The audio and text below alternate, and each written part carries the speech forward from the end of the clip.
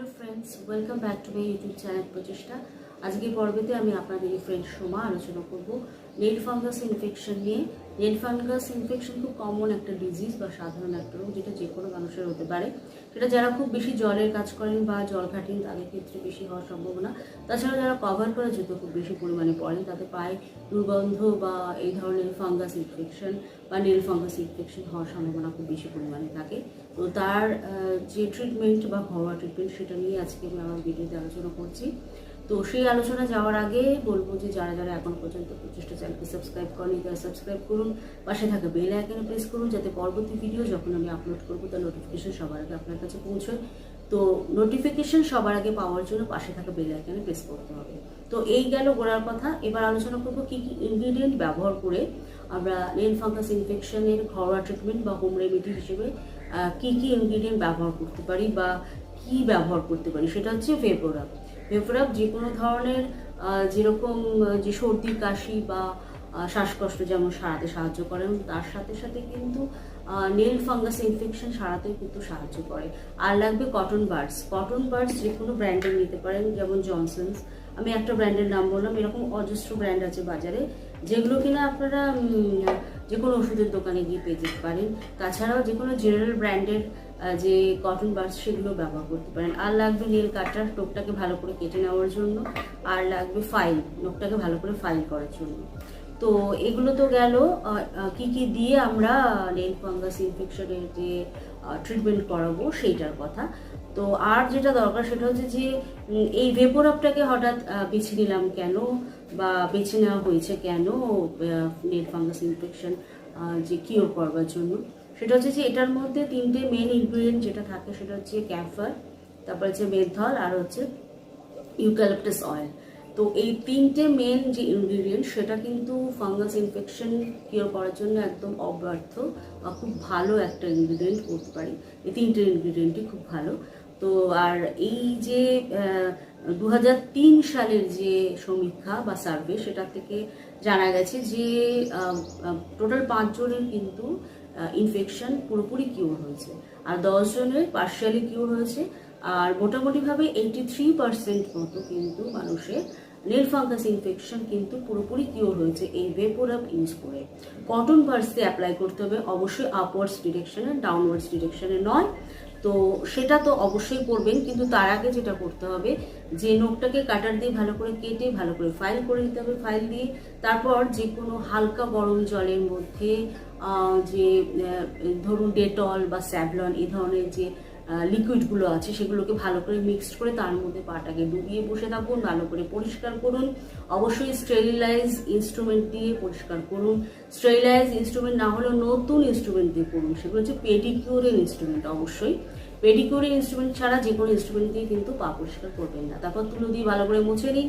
তারপর কোনো পরিষ্কার এবং অবশ্যই শুকনো টাওয়েল দিয়ে পাটাকে ভালো করে মুছে নিন। এবং তারপর অবশ্যই ভেপোরাবটাকে এই কটন বাডস দিয়ে, যেটা দেখালাম সেই কটন বাডস দিয়ে ভেপোরাবটাকে পায়ের মধ্যে বা পায়ের নখের যেখানে ওই ফাঙ্গাল ইনফেকশনটা হয়েছে সেখানে আপওয়ার্ড ডিরেকশন অবশ্যই অ্যাপ্লাই করুন। করে 30 মিনিটস মতো রেখে দিন। দিনে 2 বার করে অ্যাপ্লাই করুন। দিনের বেলা অবশ্যই 30 মিনিটস রাখুন, আর রাতে শুতে যাওয়ার আগে অ্যাপ্লাই করুন। এটা ওভারনাইট থাকবে, যেটাকে বলতে পারি রাতে লাগানো যেটা হচ্ছে সেটা ওভারনাইট ট্রিটমেন্ট। সেটার ক্ষেত্রে কোনো টাইম লিমিটেশন বলে কিছু নেই, 30 মিনিটস কি 1 ঘন্টা কি 2 ঘন্টা। কারণ আপনি যতক্ষণ রেস্ট নিচ্ছেন বা রাত্রে ঘুমোচ্ছেন ততক্ষণ আপনি ওটাকে পায়ে লাগিয়ে ঘুমোচ্ছেন। তাই যতক্ষণ রেস্ট নিচ্ছেন ততক্ষণ ওটার মানে ওয়ার্ক করবে বা কাজ করবে বলুন, ধরে নিতে পারেন, বা অতক্ষণ ওটার ট্রিটমেন্ট চলবে। আর দিনের বেলা আপনার যেহেতু কাজ বেশি থাকছে তাই আপনি অবশ্যই পায়ের মধ্যে লাগিয়ে বসে থাকতে পারবেন না। তাই আপনাকে অবশ্যই 30 মিনিটস মতো রাখতে হবে এবং তারপরে কাজে চলে যেতে হবে, বা আপনি যে কোনো কাজ করতে পারেন। আর যেটা বলার কথা সেটা হচ্ছে ব্যান্ডেজ অবশ্যই লাগাতে পারেন, কারণ এটা লাগানোর পর বা অ্যাপ্লাই করার পর আপনি যে কোনো কাজে যখন যাচ্ছেন তখন আপনার পায়ে নোংরা লাগতে পারে, জল লাগতে পারে, বা অন্য কিছুর মধ্যে এই অয়েন্টমেন্টটা লেগে যেতে পারে, তাহলে তো ট্রিটমেন্টটা প্রপারলি হবে না। তো সেই জন্য যেটা দরকার সেটা ব্যান্ডেজটাকে ভালো করে পায়ে কাভার করে নিতে হবে ওষুধটা অ্যাপ্লাই করার পর। ওষুধ বলবো না, ভেপোরাব অয়েন্টমেন্টটা অ্যাপ্লাই করবার পর। আর যেটা হচ্ছে না হলে আপনি যে কোনো কটন সক্স পায়ে লাগিয়ে নিতে পারেন বা পরে নিতে পারেন। কটন সক্সটা অবশ্যই যেন পরিষ্কার হয় এবং শুকনো হয়। ভেজা বা কোনো ধরনের নোংরা কোনো কটন যে মোজা যেগুলো বলছি বা সক্স যেটা বলছি সেটা অবশ্যই পায়ে পরবেন না। পরিষ্কার এবং শুকনো যে কোনো ধরনের মোজা অবশ্যই পায়ে পরুন এই অয়েনমেন্টটা লাগাবার পর, ভেপোরাপ অয়েনমেন্টটা লাগাবার পর তারপরে আপনি যে কোনো কাজে যান। তো এই হচ্ছে কিভাবে ট্রিটমেন্ট করবেন সেটার কথা। আর এটাকে অবশ্যই ধৈর্য ধরে আপনাকে করতে হবে। আপনি আজই করলেন কালই ঠিক হয়ে গেল, এই কথাটা কিন্তু মাথায় রেখে চললে হবে না, কারণ ট্রিটমেন্টটা ধৈর্যশীল হয়ে অবশ্যই করতে হবে। আর অবশ্যই আপনাকে এটা মাথায় রাখতে হবে 3 থেকে 4 মাস পর্যন্ত সময় লাগবে, এর থেকে বেশিও লাগতে পারে, 5 থেকে 6 মাসও লাগতে পারে বা তার বেশিও লাগতে পারে। সুতরাং এটা হচ্ছে নির্ভর করছে আপনি কতটা নিয়ম মেনে এটাকে পায়ে অ্যাপ্লাই করছেন এবং কতটা আপনি জলের থেকে পাটাকে সিকিউর করে রাখছেন, বা আপনি যখন কোনো জুতো পরছেন কভার করা জুতো, তাতে হাওয়া বাতাস খেলা বা ঢোকানো বেরোনোর একটা স্পেস যাতে থাকে সেটা দেখতে হবে। আপনি এমন কভার করা জুতো পরলেন যাতে হাওয়া বাতাস খেলতেই পারছে না, পাটার মধ্যে আবার সেই ঘাম জমছে, জুতোর মধ্যে পায়ের মধ্যে দুর্গন্ধ হচ্ছে, বা আবার সেই নেল ইনফেকশনটা আবার আরো ইনক্রিজ করছে ডিক্রিজ করার জায়গা। সুতরাং সেই জায়গাটাকে আপনাকে খানিকটা মাথায় রাখতে হবে যে কিভাবে আপনি পাটাকে শুকনো রাখবেন, বেশি জলে দেবেন না, বা বেশি যাতে কভার করা জুতো বেশিক্ষণ সময় ধরে পরবেন না, বা জুতোর মধ্যে যেন একটু স্পেস থাকে যাতে হাওয়া বাতাস খেলতে পারে, ঢুকতে পারে, বেরোতে পারে, এই ব্যাপারটা একটু মাথায় রাখতে হবে। তার পাশাপাশি ভেপোরাপটাকে অ্যাপ্লাই করতে হবে। যদি দেখেন খুব ওয়ার্স্ট কন্ডিশনে চলে যাচ্ছে আপনার এই ফাঙ্গাল ইনফেকশন, তাহলে আপনি অবশ্যই ডক্টরকে কনসাল্ট করুন, কারণ পুরোপুরি হোম রেমেডি দিয়ে যখন দেখা যায় কিউর করা যায় না, বা হয়তো আপনি হোম রেমেডিটাকে চালিয়ে গেলেন, পাশাপাশি আপনি ডক্টরের সাথেও কনসাল্ট করলেন। কারণ পুরোপুরি আপনি হোম রেমেডির উপর নির্ভর করে বসে রইলেন, তারপর দেখা যাচ্ছে এটা খুব খারাপ দিকে যাচ্ছে বা ভালোভাবে কিওর তো হচ্ছেই না, আরো বেড়ে যাচ্ছে, তখন সেক্ষেত্রে কি করবেন? তখন সেক্ষেত্রে পাশাপাশি আপনাকে ডাক্তারের সাথে অবশ্যই কনসাল্ট করতে হবে। তাই সেটা যদি না করেন তাহলে সেক্ষেত্রে কিন্তু আপনার নিজেই আপনি লুজার হবেন, এবং নিজেকেই আপনার বুঝতে হবে যে কি ধরনের সমস্যা কখন কতটা বাড়ছে এবং কিভাবে তার সাথে আপনাকে যুঝতে হবে বা লড়তে হবে। তো যাই হোক, এইভাবে আপনাকে অবশ্যই ট্রিটমেন্ট করতে হবে, অর্থাৎ ওয়ার্স্ট কন্ডিশনে গেলে অবশ্যই ডাক্তারের কাছে যেতে হবে। আর যতক্ষণ কন্ট্রোলে থাকছে বা দেখছেন যে ডিক্রিজ করে যাচ্ছে এই ইনফেকশনটা, ততক্ষণ পর্যন্ত আপনি ভেপোরাপটাকে অবশ্যই আপওয়ার্ড ডিরেকশনে অ্যাপ্লাই করতে পারেন, তাতে কোনো অসুবিধা নেই। তো এই গেল কথা। অবশ্যই ব্যবহার করুন ভেপোরাপ, এবং অবশ্যই নেল ইনফেকশনটাকে ঠিক করার চেষ্টা করুন। আর সব থেকে বড় যেটা দেখবেন, নখটা বাড়তে বাড়তে বাড়তে বাড়তে এমন হয় যে আঙ্গুল আর নখের মধ্যখানে কোনো গ্যাপ থাকে না, একটা মোটা পুরো লেয়ারের মতো পড়ে যায়। সেটা কিন্তু ইনস্ট্রুমেন্ট দিয়ে পরিষ্কার করতে হচ্ছে, অর্থাৎ ওই স্টেরিলাইজ যে ইনস্ট্রুমেন্ট যেগুলোর কথা বললাম সেগুলো দিয়ে পরিষ্কার করতে হচ্ছে। তো সুতরাং সেই গ্যাপ ট্যাপগুলো ঠিক করবার জন্য অবশ্যই এই ধরনের ভেপোরাপ যে অয়েনমেন্ট যেটা বললাম সেটা ব্যবহার করা প্রয়োজন। প্রপারলি লাগাতে থাকুন এবং ধৈর্য ধরে অবশ্যই পাটাকে পরিষ্কার রাখুন বা হাত।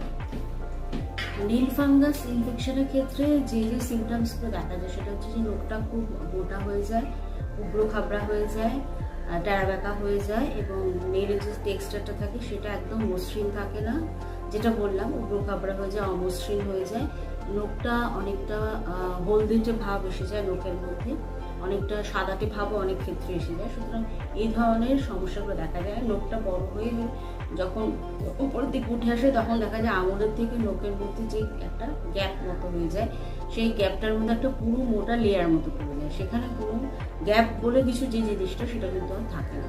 সুতরাং সেই সমস্যাগুলো কিন্তু নেল ফাঙ্গাস ইনফেকশনের ক্ষেত্রে খুব বেশি পরিমাণে দেখা যায়। তো এই কীভাবে ইনফেকশনটার ট্রিটমেন্ট করব সেটা দেখাচ্ছি। আমার পায়েতে হয়েছে, আমি কিভাবে করছি রেগুলারলি এটাকে ওয়াশ করছি, এবং ওয়াশ করার পর ভেপোরাপ অ্যাপ্লাই করব। তো ওয়াশ কীভাবে করতে হবে তো বলেই দিয়েছি আগে, সেভাবে ওয়াশ করেছি আমি, ডেলি করছি আর 2 বার করে লাগাচ্ছি।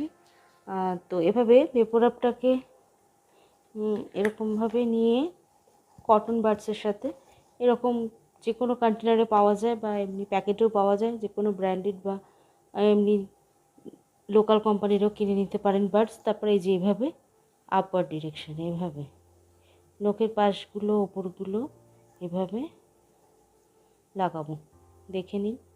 এই যে এভাবে এভাবে লাগাচ্ছি পুরো, যে নখের এই যে পাশের যে গ্যাপগুলো, এই যে গ্যাপগুলো, এই ওপরগুলো, এখানগুলো, এগুলো এগুলো এগুলো এগুলো পুরো এভাবে লাগাচ্ছি। একটু বেশি করে লাগানোই ভালো, মোটা মোটা করে বা পুরো করে এভাবে পুরোটাই লাগিয়ে রেখে দেবো। লাগিয়ে 30 মিনিটস পর্যন্ত এমনি রেখে দিতে পারেন। তো 30 মিনিটস পর্যন্ত আমি রেখে দিচ্ছি। তারপরে দেখাচ্ছি যে কীভাবে আমি ব্যান্ডেজ করব। ব্যান্ডেজ না করে এরকম সক্স বা কটন মোজা যেগুলো থাকে সেটাও পরে নিতে পারেন। আমি কটন মোজাগুলো না পরে ব্যান্ডেজ করছি। এই যে এরকম যে ওষুধের দোকানে পাওয়া যায় ব্যান্ডেজগুলো, এটাকে খুলে আমি বার করে নিচ্ছি। এটাকে আমি পায়ের মধ্যে লাগিয়ে নেব। কীভাবে লাগাচ্ছি সেটা একটু পরে দেখাচ্ছি। 30 মিনিটস আমাকে এভাবে রেখে দিতে হবে, রেখে তারপর লাগাচ্ছি। 30 মিনিটস লাগানো হয়ে গেছে, এটা পেপুরাপ যেটা পরলাম। আর এইভাবে যে ব্যান্ডেজটা রয়েছে ব্যান্ডেজটা এভাবে আমি লাগিয়ে নেব। কটন মোজা বা সক্সও পরতে পারেন, না হলে এইভাবে ব্যান্ডেজ হয়েছে। দেখুন কীভাবে লাগাতে হবে। এরকম কিছুটা ছেড়ে দিন এভাবে, আর তারপরে এভাবে ব্যান্ডেজ এভাবে হালকা করে, বেশি পুরু করে বা বেশি টাইট করে বাঁধবেন না, কারণ আপনাকে অনেকটা সময় রাখতে হবে এভাবে। তো এভাবেই রেখে দিতে হবে। এই যে বাঁধছি দেখুন, হালকা করেই বাঁধছি এভাবে।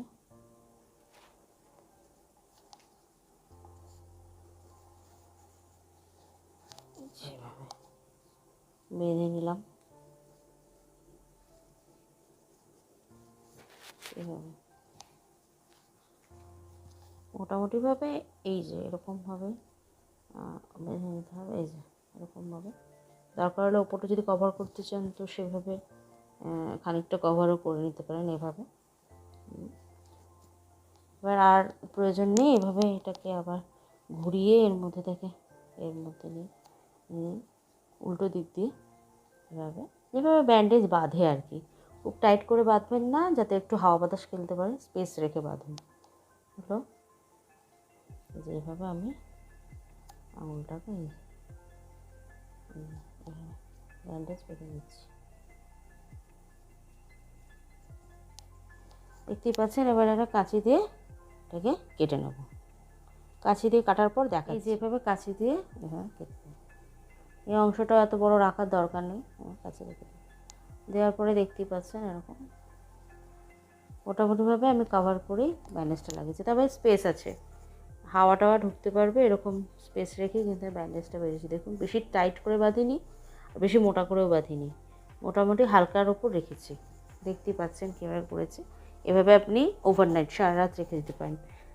আর দিনের বেলা যখন কাজ করছেন তখন 30 মিনিটস করে এভাবে ব্যান্ডেজ বেঁধে রেখে রাখতে পারেন, বা 30 মিনিটস লাগিয়ে তাহলে আপনাকে এমনি বসে থাকতে হবে, বা জল ঘাটা যাবে না, বা অন্যরকম কোনো কাজ করা যাবে না যাতে নোংরা এসে লাগে পেপুরাপের ওপর বা আঙুলটার মধ্যে।